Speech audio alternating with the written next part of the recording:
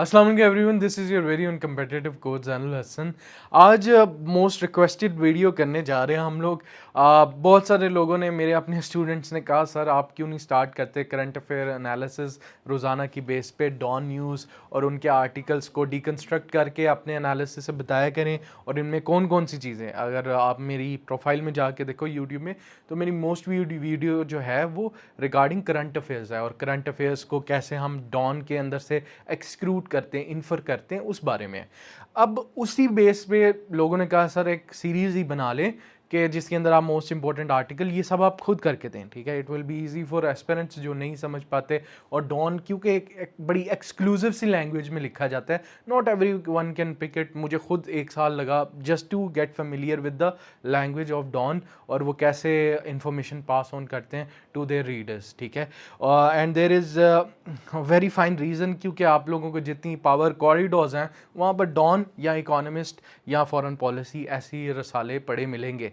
तो उसको फिर मैंने सोचा कि बनाते हैं, एंड अल्हम्दुलिल्लाह now I am starting, this will be the first episode. और फर्स्ट एपिसोड में ही हम जिनकी बात करने जा रहे हैं, आई थिंक अगर मैं किसी को क्रेडिट दूंगा मेरी आईआर का या करंट अफेयर्स का विजन ब्रॉडन करने का और मुझे इंटेलेक्चुअली उसमें शरूट करने का, तो वो मलीहा लोधी हैं। मलीहा लोधी खुद भी एक बहुत ही डेकोरेटेड और सेलिब्रेटेड ब्यूरोक्रेट रही हैं, स्पेशली एम्बेसडर रही हैं पाकिस्तान की तरफ से। और उनके जितने आर्टिकल्स होते हैं ना, वो बाइबल है आप लोगों के लिए करंट अफेयर्स और इंटरनेशनल अफेयर्स के लिए। तो उन्हीं के आर्टिकल से स्टार्ट करते हैं। उनका हर पिछले, जब से मैं तैयारी कर रहा हूँ 6-7 साल से, उनका आर्टिकल हमेशा सुबह 8 बजे डॉन में शाया होता है, मंडे के मंडे, ठीक है। तो मंडे ऑनवर्ड्स मेरी रूटीन होती थी उनका आर्टिकल पढ़ना, आज भी है।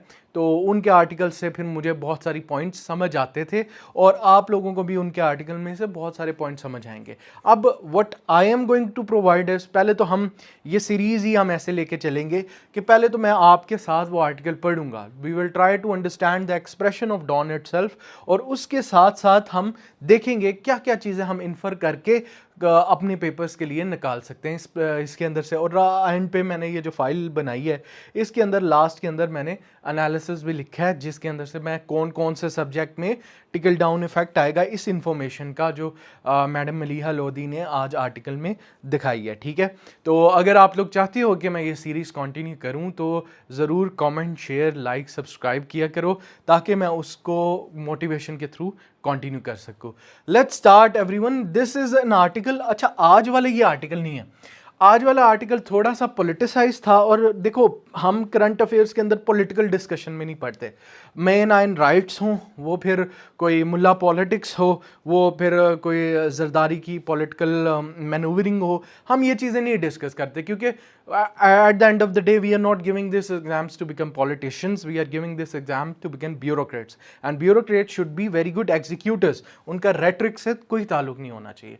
अब जो उसी लिहाज से मैंने कहा, ये जो पिछला आर्टिकल है ना, जिसके अंदर this article was termed as 3 fronts by madam Maliha, अब उसके अंदर आपने डायमेंशनल एनालिसिस समझना है इस आर्टिकल का। पहले तो हम ओरिजिनल आर्टिकल उनकी ही लैंग्वेज में जो मैन्युस्क्रिप्ट अप्रूव हुई थी उसको हम रीड करेंगे, एंड देखेंगे इसके अंदर हमारे पास क्या क्या मटेरियल निकल के आ सकता है, और फिर we will move forward with our analysis. अच्छा, ओरिजिनल आर्टिकल कहाँ से शुरू होता है? एज यूजुअली बहुत अच्छी थी इस statement, Pakistan ruling elites have long regarded the country's geographical location as a strategic asset, enabling it to project itself as significant regional player and bolster का मतलब उभर के आना या बताना, शो ऑफ करना, ठीक है, किसी चीज़ को, उसको कहते हैं geographical, geopolitical location. But location cuts both ways, it has also been a liability. अब ये देखो ये चीज़ें हैं ना, आपने नोट डाउन करनी, फिर आप मेरे से कमेंट्स करके पूछते हो कि सर एक्सप्रेशन कैसे इम्प्रूव होते हैं। अब सिंपल सी बात है, यहाँ पर उन्होंने but location cuts both veg, ठीक है, ये एक्सप्रेशन क्या होता है? ये एक्सप्रेशन बताता है कि इसके प्रोज भी हैं एंड कॉन्स भी हैं, मतलब फायदे भी हैं और नुकसानात भी हैं। अब इसको आप दूसरी तरीके से भी लिख सकते हो, it acts as a double edge sword, ठीक है। डबल एज सॉर्ड भी एक ऐसी इडियोमेटिक फ्रेज है जो उसके लिए यूज होता है जिसका फायदा भी होता है और नुकसान भी होता है। ऐसे ही इसका डोमिसल सॉर्ड में तो सिर्फ नुकसान ही होगा, तो लेकिन वही वाली चीज, it has both, it has also been a liability. अब ये सारा जो दर्शाता है ये पाकिस्तान की जियो स्ट्रेटेजिक लोकेशन को दर्शाता है कि पाकिस्तान का जो प्लॉट है ना जिस पे कायदे आजम ने ये रियासत बनाई, वो आप लोगों ने हमेशा से उसको लेवरेज किया है अपनी फ़ायदे के लिए, ठीक है। और वो फ़ायदा आपको दिया भी है बहुत सारी जगहों पे, लेकिन एट द सेम टाइम क्या हुआ है कि उसका नुकसान भी बहुत हुआ है, सिमिलरली कंसिडरिंग इंडिया या ये सब। अब आगे चलते हैं। Few countries have faced the headwinds from their geography as Pakistan, कि ऐसा रेयरली हुआ है कि कुछ कंट्रीज ने फेस किया इतनी हेडविंड से मुराद pressure and overbearing and hostile eastern neighbour. अब ये देखो खूबसूरती से वो कैसी पूरी लोकेशन को और उसके फायदे नुकसानों को बताने लगी हैं। अब क्या है, ईस्टर्न नेबर है हमारा हॉस्टाइल, जो एग्जिस्टेंशियल क्राइसिस है हमारे लिए। Contested borders inherited from colonialism. Contested borders कौन कौन से हैं, सिर्फ ये आपको मैं बता रहा हूँ, ये पाकिस्तान अफेयर्स का सिलेबस है सारा। अच्छा, हॉस्टाइल ईस्टर्न नेबर इंडिया, ठीक है, जिससे हमारी 99% लड़ाई रहती है। Contested borders inherited from colonialism. Colonial दो ही बॉर्डर्स बड़े जो हैं मसला करते हैं पाकिस्तान के लिए, कौन कौन सी? एक 1893 सर मोर्टमेयर ड्यूरंड लाइन, जिसके साथ अफगानिस्तान आज भी हमारे साथ फड्डे में है, और एक instrument of a session of Balochistan, वो भी कंटेस्टेड है। तो ये देखो ना, नुकसान है ना। अब आगे अनरिजॉल्व कश्मीर डिस्प्यूट, ज्योग्राफी है। वॉलेटाइल नेबरहुड, पूरा का पूरा ये जो एरिया है यही भरा हुआ है टेररिज्म से। Western neighbour roiled by strife and foreign interventions, ठीक है, all combined to create a permanent security dilemma। ये है security dilemma which is an offshoot of realist thought, जो हम IR में भी पढ़ते हैं, और वैसे भी रियलिज्म जो मैकियावेलियन रियलिज्म है, हैंस मॉर्गन था ने उसको एक्सटेंड किया फिर, तो वो बताया। अब the dilemma drove the country's enduring search for stability। Pakistan's long-standing strategic nightmare was having to confront two hot fronts simultaneously। देखो, अगर आप लोगों ने कुछ हिस्ट्री से सीखा है, या मैंने तो भाई हिस्ट्री से यही सीखा है, जब मैंने वर्ल्ड वॉर 1 वर्ल्ड वॉर 2 पढ़ी, मुझे जर्मनी का कॉज ही समझ ये आया कि जर्मनी आज एक बहुत बड़ी सुपर पावर भर के थर्ड रीक के अंडर हम सारा ग्लोबल कम्युनिटी रह रहे होते। मुझे जर्मनी का यही समझ आया, Germany often opted for two front warfare, और टू फ्रंट वॉरफेयर ने उनको इतना स्ट्रेच किया कि वो ना जीत पाए, ठीक है। अब अगर आप लोगों को वर्ल्ड वॉर 1 का स्क्लिफल प्लान याद है, तो स्क्लिफल प्लान क्या था कि हम एक तरफ से रशिया पे वॉर करेंगे, दूसरी तरफ से फ्रांस करेंगे। फ्रांस में उन्होंने ट्रेंच वॉरफेयर शुरू कर दी, वहाँ भी फंस गया। रशिया के अंदर उनकी बेतहाशा कैजुअलिटीज़ हुई, एंड रशियन विंटर ऑलवेज जीत जाता है, जैसे नेपोलियन भी जीता था। Similarly Hitler started from going to France के बाद बम्बार्डमेंट ऑफ ब्रिटेन, ठीक है, ये सारा करते हुए उसने भी 1941 में एक अगला फ्रंट रशियन खोल लिया, and same mistake as always. तो अगर उससे भी देखें, अब ये देखो ये एनालिसिस है, ठीक है, ये मुझे किसी ने सिखाया नहीं या यहाँ लिखा नहीं है, तो एनालिसिस मैंने खुद डेवलप किया कि भाई शी इज़ राइट कि जब भी आप टू फ्रंट में होते हो ना, टू हॉट फ्रंट्स में ऐसे ही होता है। अब यहाँ पर ना मुझे एक कमेंट याद आ गया कि सर आपकी डीएमसी फेक है, ठीक है। तो यहाँ नीचे किसी ने कमेंट किया था कि डीएमसी फेक है और कैसे बनाते हैं, ये मुझे भी सिखाओ ये वो। मैं चलो मान लिया डीएमसी भी फेक है, मेरी तैयारी भी फेक है, मैंने कुछ भी नहीं पढ़ा, ठीक है, लेकिन बेटा जब ये स्किल्स लेके आओगे ना आप, ऐसे ऑन द गो एनालिसिस वाली, ये फेक नहीं होती। कोई भी बंदा इस जर्नी के अंदर अगर टिका हुआ है ना, वो अपने टैलेंट से टिका हुआ है, वो अपनी स्किल्स की वजह से टिका हुआ है, और वो अपने इंटेलेक्ट की वजह से टिका हुआ है। तो with fake DMC you can get शाबाशियाँ हेयर एंड देयर, लेकिन आप फिर ये नहीं कर सकते, ठीक है। तो उसके अंदर ही आगे साइमल्टेनियसली, अच्छा आगे चलते हैं। The imperative to avert. अब इम्पेरेटिव कब यूज़ होता है? इम्पेरेटिव इंपॉर्टेंस के लिए होता है, कि इम्पेरेटिव इंपॉर्टेंस प्लस सिग्निफिकेंस के लिए यूज होता है ज़्यादातर, ठीक है। Imperative to avert this shaped its strategic thinking, security policy and strategy. यहीं से एक और टर्म इंट्रोड्यूस होता है कि Pakistan as a hard state, ठीक है। और मलिया लोधी की बुक भी है, पाकिस्तान बियॉन्ड क्राइसिस स्टेट। ठीक है, अब यहाँ तक हमें समझ आ गया, एक पैराग्राफ से इतनी लिंकेजेस नॉलेजेस निकली हमारी। The tyranny of geography always weighed heavily on the country. That has not changed. What has changed is the scale and gravity of threat. Pakistan now faces a three-front security challenge. अब वो देखो three front क्या है? From India on its eastern frontier, from cross-border terror attacks emanating का मतलब है निकलना, sprout होना, ठीक है, emanating, स्प्राउट या उर्दू में निकलना, from Afghanistan and unrest, terrorism, militant violence at home. ठीक है, अब ये थ्री फ्रंट, ये है three front by Maliha Lodhi, जिसकी वो पूरा आर्टिकल लिख रही है। अगर आपको ये नहीं समझ आया पढ़ते हुए तो no use for it.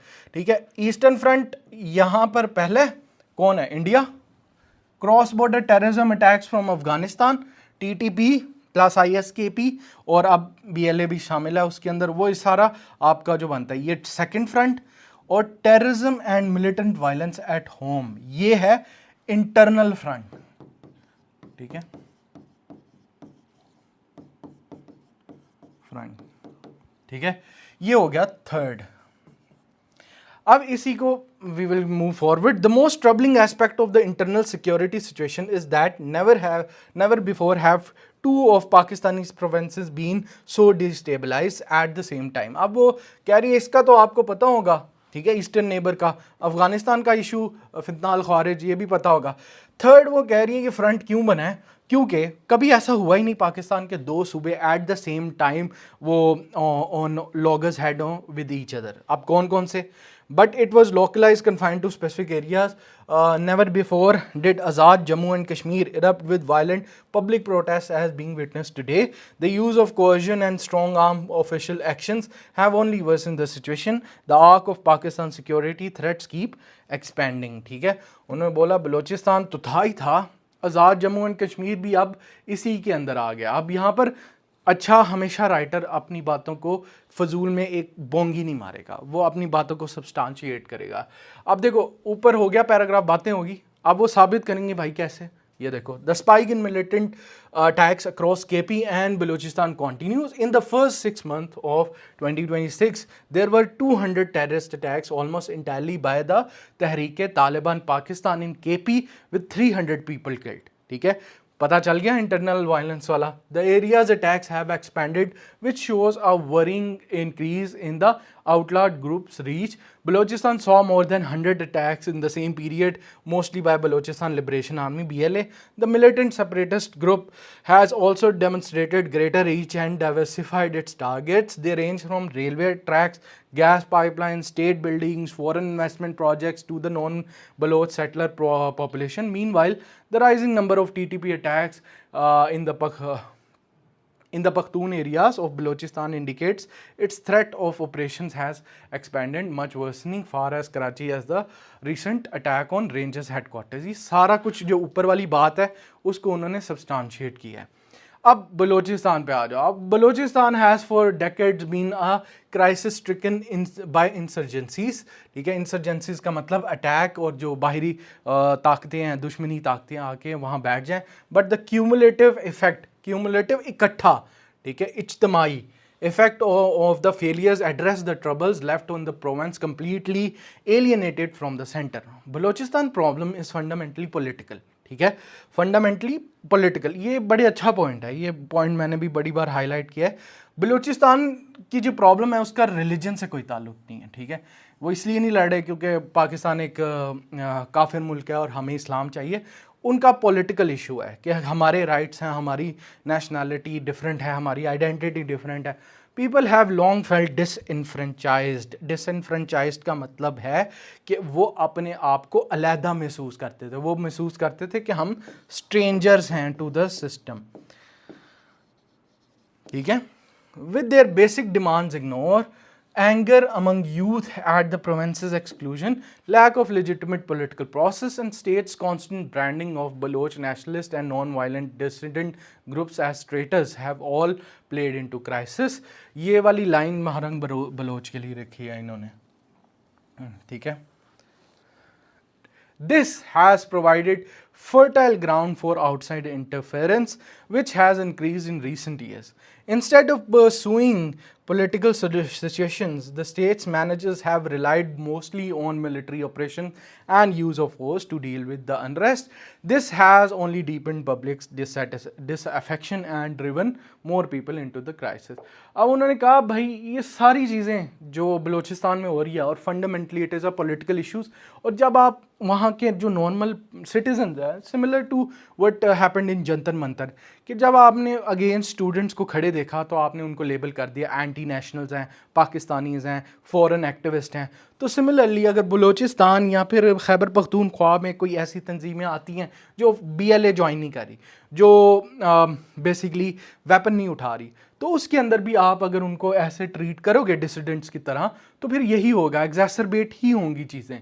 In KP, governed by the opposition PTI, the security challenge is compounded by the fact that federal and provincial governments at loggerhead. अच्छा, ये कितनी बार मैंने EDM यूज़ किया है, loggerhead.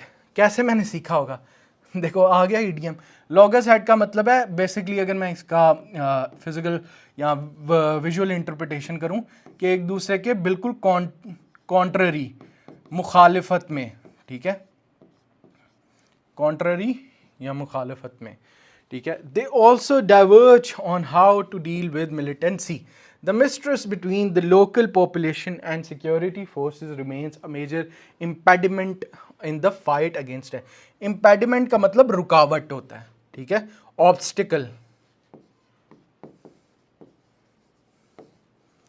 In the fight against terrorism, the response to militant violence is predicated primarily on kinetic means. Kinetic मतलब military means, ठीक है, मतलब ऑपरेशन ही करना है, ठीक है, वेपन के बदले वेपन ही उठेगा. मिलिट्री मीन्स ये काइनेटिक का मतलब होता है, ठीक है, कि जवाब में सिर्फ ऑपरेशन होते हैं. Means absent meaningful efforts to win community support. कि ये नहीं कि हमने कोई non kinetic measures, non kinetic क्या होते हैं, पीसफुली आप उनके साथ एंगेज हो और प्रोग्राम्स चलाओ, ये सारी चीज़ें. Yet effective counter insurgency rest heavily on trust. अब वो आगे दूसरे, क्योंकि उन्होंने कहा था ड्यूल प्रोवेंसेस पहली बार इंटरनली हैं, तो दूसरे पे AGK.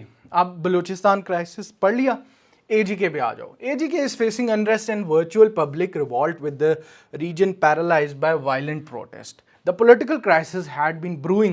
Brewing का मतलब कि बन रहा था, दम पे रखा हुआ था बेसिकली, अगर मैं, ठीक है. Brewing is from coffee making, जैसे कॉफ़ी को रखते हैं हम, ब्रू करते हैं और फिर ही वो पीते हैं, उस तरह. For the past several years, alienation grew, economic problems including youth joblessness, ठीक है, in AGK. Resultantly, अब ये देखो कैसे कनेक्टर्स हैं. Resultantly, कि इस सब की वजह से अब क्या हो रहा है, a broad based coalition of civil society political groups, the joint Awami Action Committee emerge, press its economic and political demands, ठीक है. ये अब AGK का इशू है. अब AGK में क्या हुआ, क्या रिस्पॉन्स था और अथॉरिटीज़ ने क्या किया. Despite the authorities' earlier accommodation of some economic grievances, they later banned the committee and used force to deal with situation. They failed to see the serious implication of losing Kashmir hearts and minds for Pakistan's position on India-occupied Kashmir.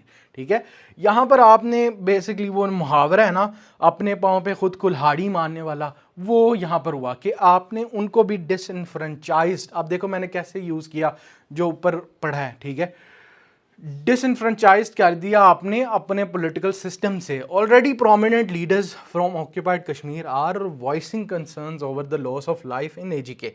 The standoff continues between protesters and law enforcers with no end in sight of the crisis. The issue reserved refugee seats lies at the heart of the protest. Joint Awami Action Committee JAAC demands their abolition as they are manipulated by the powers that be to make and unmake governments.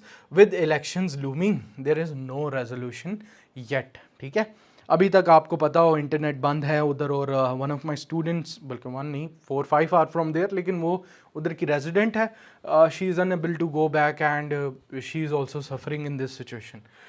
The threats to Pakistan security. अब सारे कर लिया.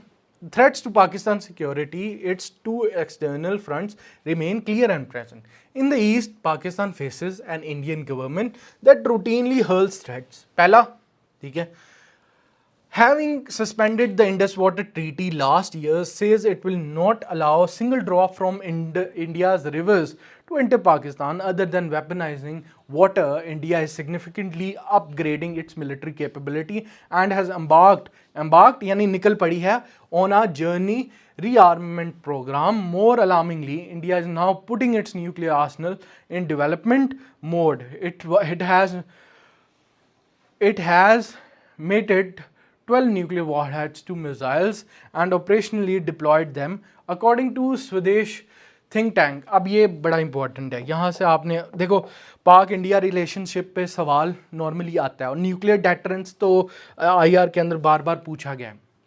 ये nuclear deterrence में बहुत अच्छा आ जाएगी line, ठीक है, और इसके साथ ये वाला रेफरेंस भी आप लोग लिख लो साइड पे कहीं. देखो स्वदेशी थिंक टैंक सेप्री, this is a dangerous departure from the posture of recessed deterrence adopted by India and Pakistan. Recessed का मतलब they know कि हमारे पास न्यूक्लियर वेपन्स हैं एंड they know कि ज़रूरत पड़ने पर कुछ किया जा सकता है, लेकिन इंडिया अब डिप्लॉय कर रहा है. डिप्लॉय मतलब रेडी टू यूज सिचुएशन में, by which they keep warheads and launchers in separate location. This aims to ensure a long fuse in a crisis. The uncleared shift in India's nuclear policy will have destabilizing consequences for strategic stability. Pakistan to respond this emergency threat. अभी तक पाकिस्तान ने कोई respond नहीं किया, ठीक है. India ने 12 warheads जो हैं वो मिसाइल्स की शक्ल में डिप्लॉय भी कर दिए. डिप्लॉय का मतलब ready to use situation, which doesn't need, मतलब अभी कोई ऐसा क्राइसिस भी नहीं था जो ये होना चाहिए, लेकिन ऐसा हुआ, ठीक है. तो वो ये बता रही हैं. The western frontier remains exceedingly unstable, ठीक है. अब वहाँ पर relations with Afghanistan are frozen while the border has been close, trade suspended since October 2025 when deadly clashes took place between two neighbors. Hostilities erupt from time to time, with Pakistan launching airstrikes against militant targets across the border. Islamabad has sought to mount pressure and raise the costs for Kabul for its unwillingness to move against TTP. But so far, this has not proved outcome Pakistan wants. Finally, अब ये last है. Over the decades, evolving security dilemmas pushed Pakistan to become a security state, prioritizing defense over economic development, social services, democracy, and other policy concerns. Despite the trade-off, it still struggles to secure itself from hot borders to insurgencies at home. The arc of Pakistan's security threats continues to widen. ये है एक बहुत prolific masterpiece by madam Maliha Lodhi, और उन्होंने इसके अंदर 3 fronts बहुत खूबसूरती से एक्सप्लेन किए. लेकिन being CSS aspirant we are always looking for cheat codes, headings और इन सब चीज़ों का, तो ये नीचे CSS एग्जाम डायमेंशन और एनालिसिस है. साथ साथ मैंने एक्सप्लेन किया ही हुआ है आप लोगों को, लेकिन इसके जो वो कहते हैं ना टिकल डाउन इफेक्ट, वो सारे आपको पाकिस्तान अफेयर्स में मिलेंगे, करंट अफेयर्स और इंटरनेशनल रिलेशंस. ये 3 में तो तकरीबन हर आर्टिकल ही इनका आप लगा सकते हो. जैसे कि सबसे पहले इंटरनेशनल रिलेशंस में मैंने क्या कहा, न्यूक्लियर पोस्चर से शिफ्ट हमेशा पूछा जा सकता है ये, और आप लोगों के पास होना ही चाहिए. वेपनाइजेशन ऑफ वाटर, ठीक है, ये सारे IR के बड़े इंपॉर्टेंट टॉपिक्स हैं. Research deterrence to deployed readiness, ये वाली, और ये मैंने क्या कहा था, इसका स्क्रीनशॉट ले लो या फिर यहाँ पॉज करके लिख लो थोड़ा सा. तो ये सिप्री की जो स्वदेशी की रिपोर्ट है ना, कि इंडिया ने 12 न्यूक्लियर हेड्स डिप्लॉय किए. Deterrence to deployed readiness, this shortens the response in crisis, ठीक है. वेपनाइजेशन ऑफ वाटर, वही वाली चीज़ 5th जनरेशन वॉरफेयर के अंदर ये भी शामिल है. Transnational terrorism, this century of TTP, और वही ट्रांसनेशनल, ये तो बड़ा रिडंडेंट सा पॉइंट है. पाकिस्तान अफेयर्स में क्या आ सकता है, बलूचिस्तान एलियनेशन, ठीक है, और KP's ड्यूअल थ्रेट. और ड्यूअल थ्रेट कौन सा, कि आपस में भी वो लड़ रहे हैं और बाहरी ताकतों से भी वो परेशान है। तो ये इंटरनल सिक्योरिटी के मैट्रिक्स के अंदर पाकिस्तान अफेयर्स में आ सकती है ये चीज़। और दूसरा, governance and public policy. Governance and एजीके क्राइसिस सबसे बड़ा, ठीक है। और non kinetic versus non kinetic means, ये तो तकरीबन हर सिक्योरिटी इशू के सवाल होता है कैसे डील करें, ठीक है। एक आयरन फिस्ट के साथ यानी काइनेटिक मेजर्स के साथ, या फिर एक सॉफ्ट हैंड पॉलिसी के साथ।